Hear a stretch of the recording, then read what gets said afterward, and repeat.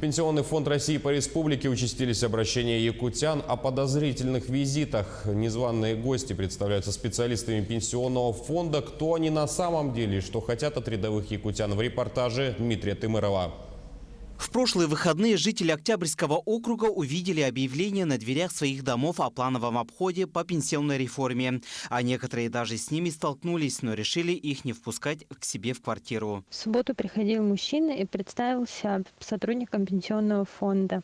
Но дверь ему не открыли, он пригрозил, что все равно будет повторный обход дома, то, что они объясняют пенсионную реформу. Он спросил, оформляли ли мы пенсионное страхование. И когда я сказала, что я не помню, он попросил номер СНИЛСа моего. Сказал, что сразу посмотрит в программе. Мы дозвонились до указанных номеров. Молодой человек представился районным страховщиком накопительной части пенсии. Мы являемся районным страховщиком накопительной части пенсии. Это НПС «Асмар», группа компаний. То есть накопительной пенсией у нас в стране занимаются только негосударственные пенсионные фонды, либо управляющие компании. Мы выходим по домам, уже на месте выдаем, то есть прям непосредственно дома, делаем всю работу за вас, чтобы вам потом лишний раз не ходить нужно было в пенсионный фонд возвращаться и так далее. И когда вы в ближайшее время тогда объезд по квартирам еще сделаете? Скорее всего, завтра, либо сегодня вечером, скорее всего, будет Артем проходить. В отделении Пенсионного фонда России по Якутии отметили, что за последнее время количество обращений от граждан в отношении псевдоагентов пенсионного фонда выросло в разы. Они предупреждают, что специалисты местного отделения не посещают квартиры. Работники пенсионного фонда никаких объявлений не развешивают. У нас есть свои клиентские службы. То есть застрахованные лица могут подойти туда и уточнить свои вопросы, узнать насчет перечня государственных пенсионных фондов или же узнать на нашем сайте.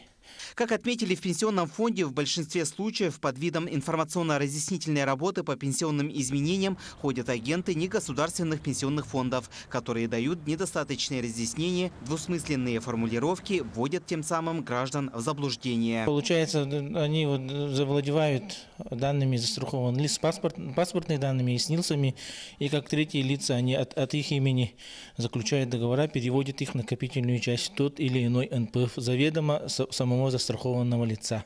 В худшем случае они могут даже оформить на имя наивных граждан кредиты и другие финансовые продукты банков, используя данные. Специалисты пенсионного фонда напоминают, что такие действия переравнивают уже к мошенническим действиям.